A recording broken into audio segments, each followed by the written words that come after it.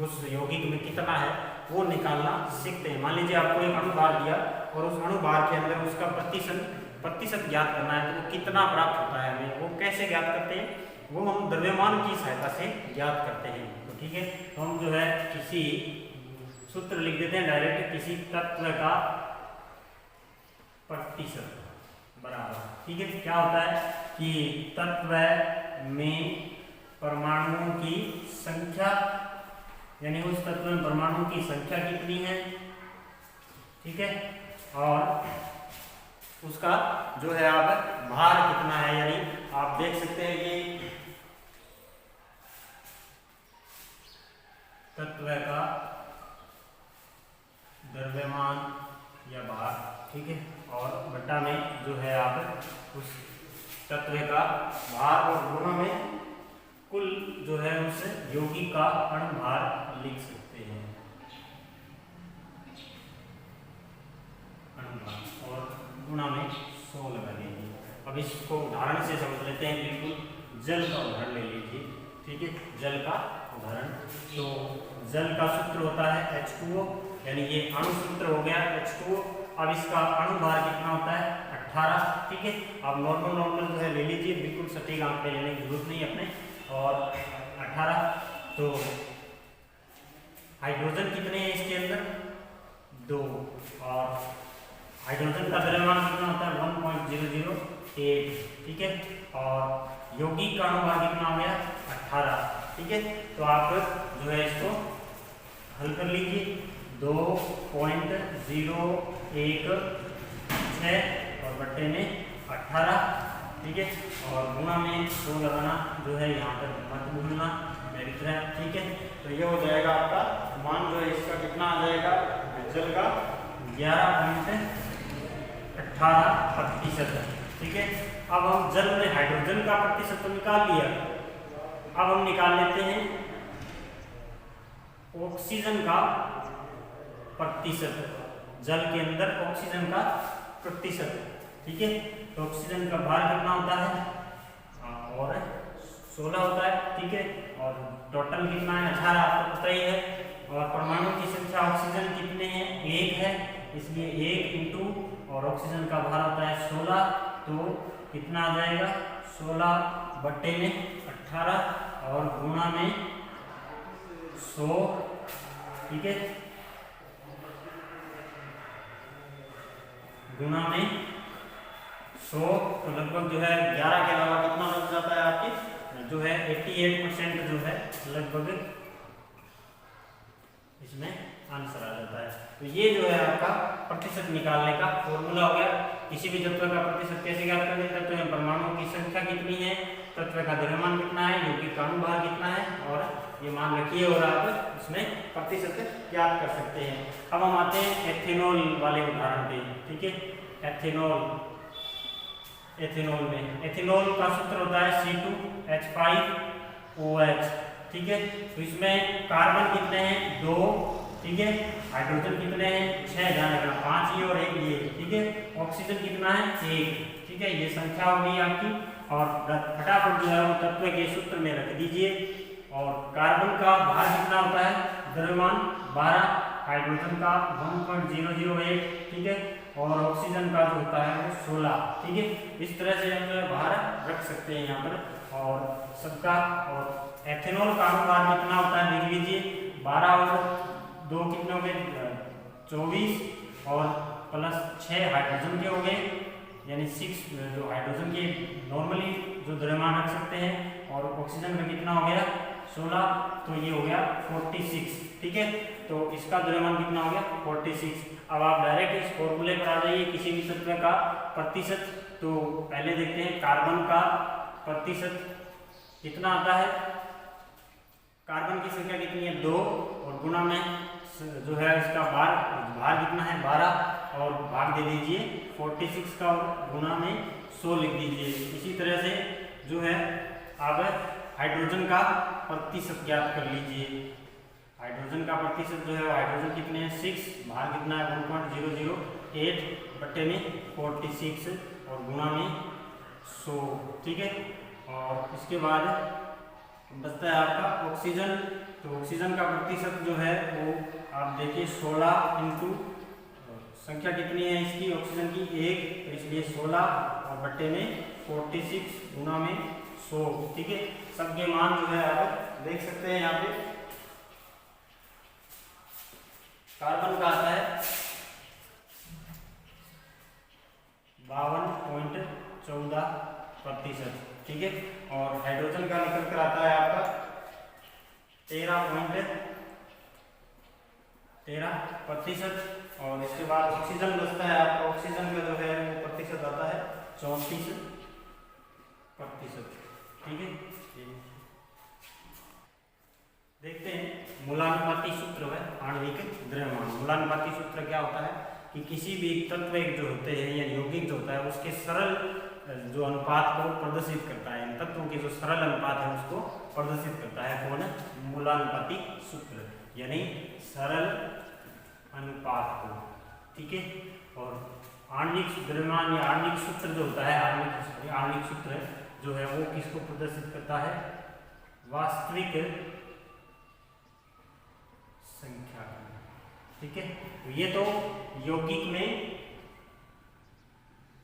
तत्वों के सरल अनुपात को प्रदर्शित करता है, और ये जो है वो यौगिक में तत्वों के वास्तविक संख्या को प्रदर्शित करता है। ठीक है, ये तो हो गया मूलानुपाती सूत्र और आणविक सूत्र की परिभाषा। क्या हुआ कि यौगिक में जो तत्व है उसके सरल अनुपात को प्रदर्शित करने वाले सूत्र को क्या नाम देते हैं? मूलानुपाती सूत्र, इंपेरिकल फॉर्मूला। ठीक है, और जो यौगिक में तत्वों के वास्तविक संख्या को प्रदर्शित करता है उसको हम बोलते हैं मॉलिक्यूलर फॉर्मूला यानी आणविक सूत्र। ठीक है, ये हो गया आणविक सूत्र और इसकी बात है।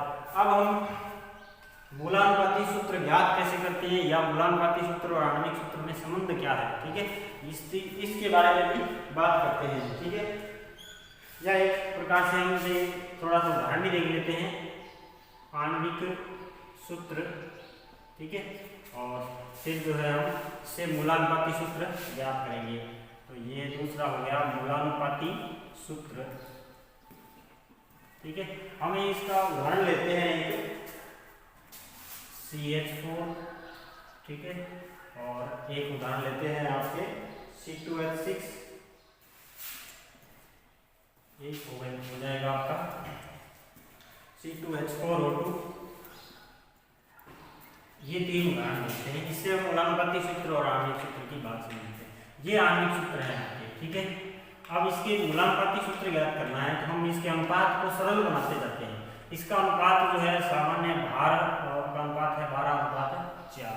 कार्बन का 12, हाइड्रोजन के कितने हैं? 1, तो 1 × 4 तो कितने हो गए? 4, तो 12:4।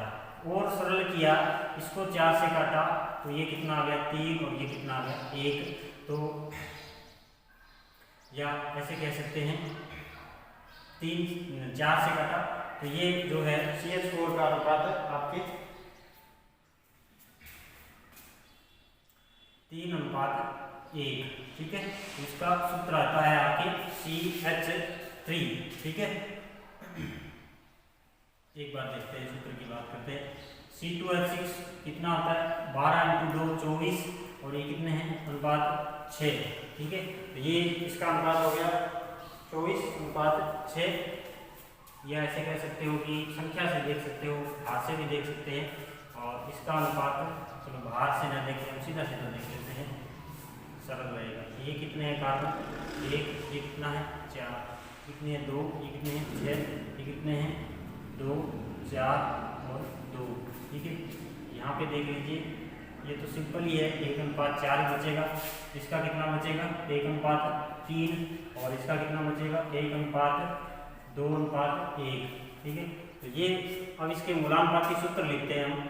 1:4 का तो क्या होगा? CH4 ही आएगा, लेकिन इसका क्या आएगा?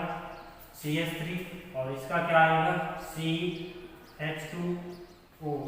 ये हो गया मूलानुपाती सूत्र इसका। ठीक है, ये मूलानुपाती सूत्र हो गए इनके। तो आप कैसे ज्ञात किया? कार्बन की संख्या कितनी है? 1, हाइड्रोजन कितने हैं? 4, 1:4। कार्बन कितने हैं? 2, हाइड्रोजन कितने हैं? 6, तो 2:6 इसको सरल में बनाया 1:3 और फिर 2 4 और 2 उसको सरल बनाया 1 2 1 सूत्र लिख दिए। जितनी संख्या है कार्बन कितना है 1, हाइड्रोजन कितने हैं 2, ऑक्सीजन कितना है 1, इसमें कार्बन 1 हाइड्रोजन 3 और इसमें देख लीजिए यही कार्बन 1 और हाइड्रोजन 4। ये तो मूलानुपाती सूत्र निकल कर आ गया। अब जो है इनको हमें ज्ञात करना है। ज्ञात करने से पहले ये जो है इसमें आणविक सूत्र और इसके अंदर संबंध ज्ञात कर लेते हैं, फिर उसको देखेंगे। आणविक सूत्र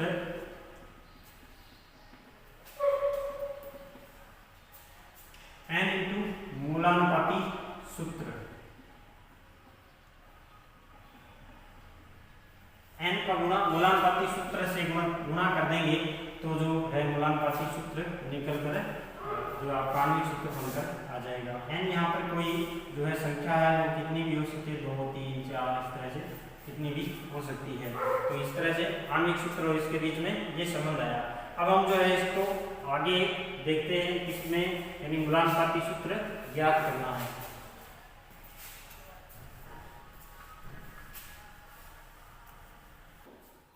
अब हम इस उदाहरण की सहायता से हम मूलानुपाती सूत्र ज्ञात करने को समझेंगे। साथ में नियम भी हो जाएंगे और साथ में उदाहरण भी हो जाएगा। तो सबसे पहले हमें क्या दिया गया है कार्बन का प्रतिशत, हाइड्रोजन का और ऑक्सीजन का प्रतिशत दिया गया है और इसका आणविक द्रव्यमान भी दिया गया है। तो यौगिक का अणु सूत्र ज्ञात करना है और मूलानुपाती सूत्र की सहायता से ही ज्ञात करना है। ठीक है, तो अगर आपको भार प्रतिशत नहीं दिया हुआ होता तो आप प्रतिशत निकाल सकते थे, क्योंकि हमने पीछे वाले टॉपिक में ही पढ़ा था कि प्रतिशत कैसे ज्ञात करते हैं। प्रतिशत वाला पॉइंट भी इसमें साथ में जुड़ा रहता है। यानी सबसे पहला पॉइंट क्या होता है कि अगर प्रतिशत नहीं दिया हो तो प्रतिशत जो है वो भार के सहायता से या द्रव्यमान की सहायता से ज्ञात कर सकते हैं। ठीक है, लेकिन सबसे पहले हम पॉइंट जो है एक टेबल की सहायता से समझ लेते हैं। यहाँ पे जो है वो तत्व रख दिया। तत्व कौन से कार्बन है, ठीक है, एक दूसरा हाइड्रोजन है और हाइड्रोजन के बाद तीसरा कौन सा तत्व है आपके पास ऑक्सीजन है। ठीक है, 3 तत्व है, तीनों का प्रतिशत ज्ञात करना है हमें। ठीक है, हमें भार कितना होता है इनका वो भी देख लेते हैं। द्रव्यमान जो कितना होता है वो इसका द्रव्यमान या भार कितना है 12, इसका 1 एक बार 1 मान लिया, इसका 16। ठीक है, और यहाँ पे हम इनका प्रतिशत लिख देते हैं। ठीक है, प्रतिशत यहाँ पे कितना दे रखा है 52.2%। 52.2% ये हो गया 13% और ऑक्सीजन आपका 34.87%। ठीक है, अब आप जो है वो किसी भी जो तत्व जो है उसके जो भार है यानी जो उसका प्रतिशत है, प्रतिशत के अंदर इसका भाग दे दीजिए तत्व के द्रव्यमान यानी भार का भाग दीजिए। ठीक है, तो भाग दीजिए तो यानी आप देखिए कि 52.2 में आप भाग दे दीजिए 12 का। ठीक है, और 13 में जो है भाग दे दीजिए 1 का और 34 में भाग दे दीजिए आप 34.87 में भाग दे दीजिए आप 16 का। इनके जो मान हैं वो जो है निकल कर आते हैं लगभग 4.4, इसका 13 ही आता है और इसका मान जो है वो निकल कर आता है 2.2 के आसपास। ठीक है, अब प्रथम पॉइंट क्या था, अगर प्रतिशत नहीं दिया हो तो पीछे जो फॉर्मूला देखा था हमने उससे प्रतिशत ज्ञात करते हैं। दूसरा पॉइंट क्या होता है कि प्रतिशत जो दिया होता है तत्व का उसमें तत्व के भार का द्रव्यमान का भाग देते हैं। तो दूसरा पॉइंट क्या हुआ, द्रव्यमान का भाग देते हैं, तो जिससे हमें क्या प्राप्त होती है एक सरल मान यानी एक मान प्राप्त होता है। इस मान यानी इसको हम क्या करते हैं सरल करने की कोशिश करते हैं। तो सरल करने के लिए हमें क्या करना होगा कि इस तीनों में से जो छोटा होगा उसका हम भाग दे देंगे। ठीक है, तो 4.4 में 2.2 का भाग दिया, 4.4 में 2.2 का भाग दिया तो कितना आया जो है 2.2। ठीक है, ये आ गया 13 और ये कितना आ गया आपका 1। ठीक है, यानी 13 में 2.2 का और ये जो है 2.2 में इसका भाग दे दीजिए 2.2 का ही। क्या करना है कि पहले जो आपको अनुपात प्राप्त हुआ है आपने प्रतिशत में तत्व के भार का भाग देने से, उसके अंदर आप क्या कर दीजिए, इन तीनों में से जो 3, 4 जितनी भी संख्याएं आपके पास आती हैं, जितने भी तत्व हैं, उसमें जो सबसे कम न्यूनतम जो मान आता है उसका हम जो है सभी में क्या कर देते हैं, भाग दे देते हैं। ठीक है, भाग दे दिया तो हमें क्या प्राप्त हो जाएगा, सरल अनुपात। ठीक है, यानी सरल अनुपात प्राप्त हो जाएगा। इसका मान आ जाएगा 5.9 या लगभग मान लीजिए 6। ठीक है, 6 मान लिया और इसका मान 1 आ जाएगा। ठीक है, 2.2 को आप लगभग सरल अनुपात में लिखिए तो 2, 6 और 1 इस तरह से मान आ जाएंगे। ठीक है, तो आपका ये क्या आ गया, सूत्र जो है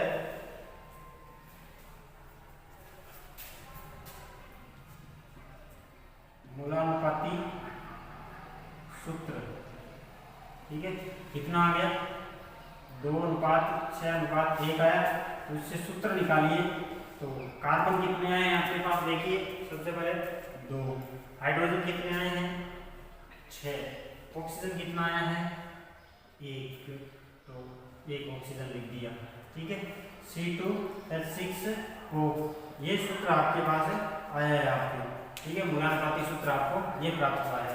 अब आपने हमने जो सीखा था कि मूलानुपाती सूत्र जो है उससे आप क्या कर सकते हो, जो है n का मान ज्ञात कर सकते हो। n का मान जो है वो आप ज्ञात करने के लिए अणुभार जो होता है,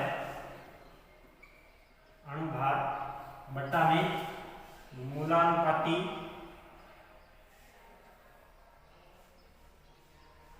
सूत्र का भार या सूत्र भार। ठीक है, वो कितना, उसमें अणुभार में भाग देने पर n का मान आ जाएगा। n आपको क्या याद है, तो हमने लिखा था मूलानुपाती सूत्र से हमने यानी किया था n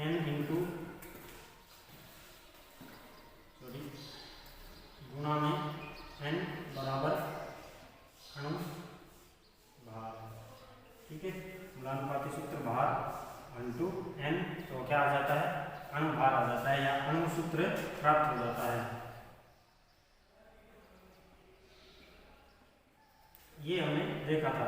ठीक है, मूलानुपाती सूत्र को n से गुणा कर देंगे तो अणु सूत्र प्राप्त हो जाएगा। n ज्ञात करना है अपने को। अणुभार कितना दिया है आपको 92। ठीक है, अब इसका भार ज्ञात कर लीजिए। इसका कितना होता है 24, इसका कितना होता है, मैं इधर लिख देता हूँ अगर दिखाई दे रहा हो, 24 + 6 + 16। ठीक है, तो कितना आ गया 46। ठीक है, तो 46 का आप क्या कर दोगे, इसमें भाग दे दोगे तो कितना आ जाएगा, जो है 2।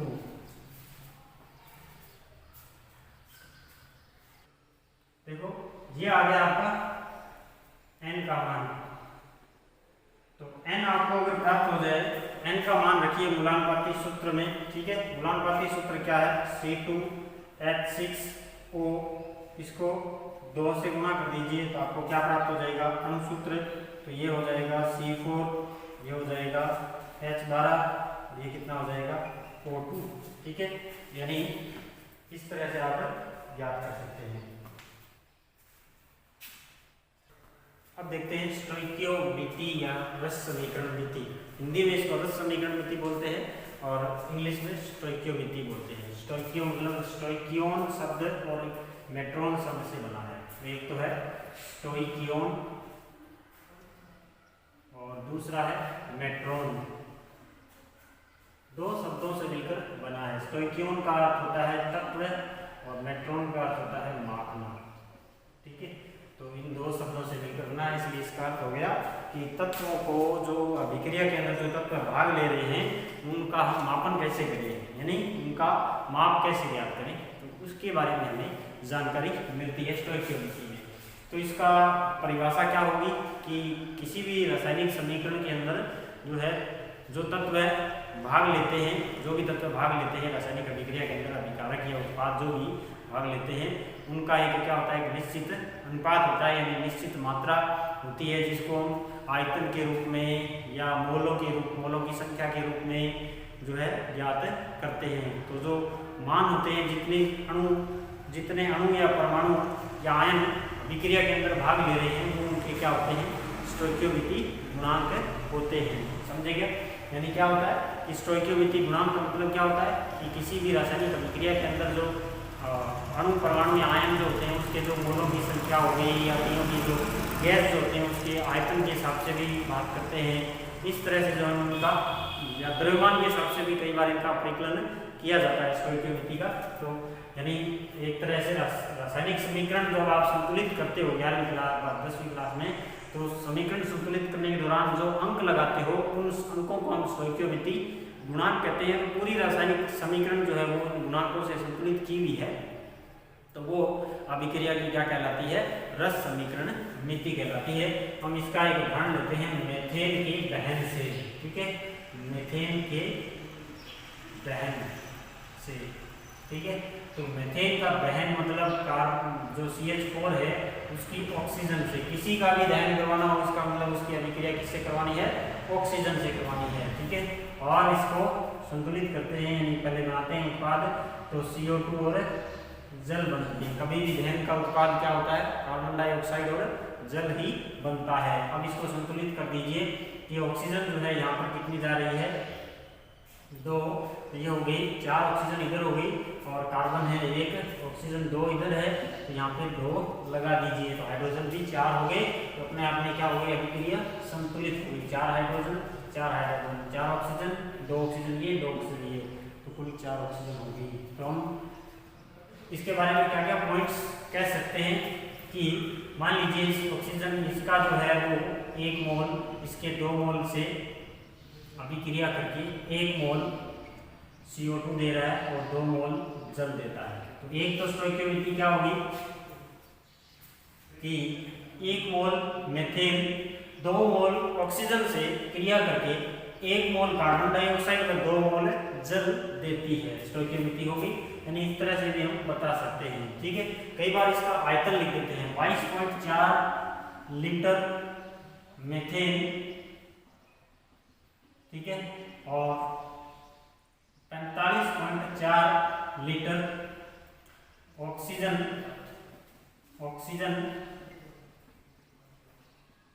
क्रिया करके 22.4 लीटर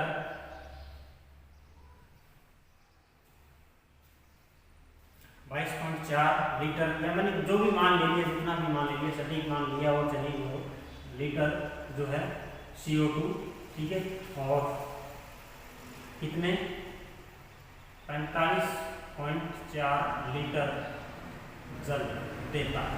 ठीक है, इस तरह से भी स्टोइकियोमेट्री बताई जा सकती है। स्टोइकियोमेट्री बताने के तरीके पढ़ रहे हैं। स्टोइकियोमेट्री क्या होती है, आप तो एक तो स्टोइकियोमेट्री क्या होगी, 1 मोल 2 मोल 1 मोल, ठीक है, और 2 मोल, ये भी क्या हो गई, रस समीकरण नीति हो गई।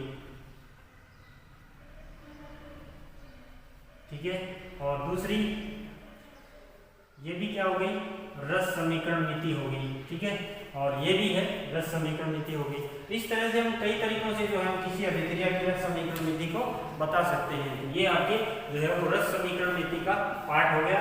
आप किसी भी अभिक्रिया को संतुलित करते हैं तो ये रस समीकरण नीति इस तरह से आपको निकल कर आती है। ठीक है, देखते हैं कि 16 ग्राम मेथेन के दहन से जो है प्राप्त जल की मात्रा ग्राम में ज्ञात कीजिए। तो आप अभी जो समीकरण लिखी थी हमने, CH4 + 2O2 और CO2 + 2H2। ठीक है, आप देखिए कि ये 1 मोल मेथेन, यानी आप साइड में लिख दीजिए, 1 मोल मेथेन का मतलब होता है 16 ग्राम। ठीक है, 1 मोल O2 का मतलब होता है 32 ग्राम। ठीक है, 1 मोल CO2 का मतलब होता है 44 ग्राम। हमने पढ़ा था 1 मोल का मतलब कि उसके जो एक अणु जो सूत्र होता है उसका भार ही उसका क्या होता है, 1 मोल होता है। ठीक है, और 1 मोल जल का मतलब होता है 18 ग्राम। ठीक है, आपको 16 ग्राम मीथेन के दहन से जल की मात्रा का प्रकलन करना है, बड़ी आसानी से कर सकते हो। देखो ये 1 मोल है, इससे 1 मोल CO2 प्राप्त होगी, तो CO2 का प्राप्त करना है तो 1 मोल मीथेन से 1 मोल CO2 ही प्राप्त हो रही है। तो आप देखिए कि कितनी CO2 प्राप्त होगी आपको, 16 ग्राम से कितनी प्राप्त हो जाएगी, 44 ग्राम की प्राप्त होगी। ठीक है, लेकिन जब आप देखिए कि 1 मोल से 2 मोल H2O प्राप्त हो रही है, 1 मोल मीथेन से 2 मोल H2O प्राप्त हो रही है, इसका मतलब 1 मोल मीथेन के दहन से कितने मोल जो है वो H2O प्राप्त होगा। तो आप देखिए 2 मोल मतलब 18 का 1 मोल होता है, तो 2 मोल का कितना हो जाएगा, 36। तो 36 जो ग्राम है H2O आपको प्राप्त होगा, कितने, 1 मोल जो है मीथेन के दहन से। ठीक है, तो ये आपका जो है आंसर। अगर उसको और वेरीफाई करना चाहो तो आप जो है इसको और भी कर सकते हो, लेकिन नॉर्मली इसी का आंसर दे सकते हो कि परीक्षा में ऑब्जेक्टिव टाइप क्वेश्चन में इस तरह के क्वेश्चन आते हैं कि 1 मोल से कितने प्राप्त होते हैं, तो आप इस तरह से डायरेक्ट आंसर दे सकते हो।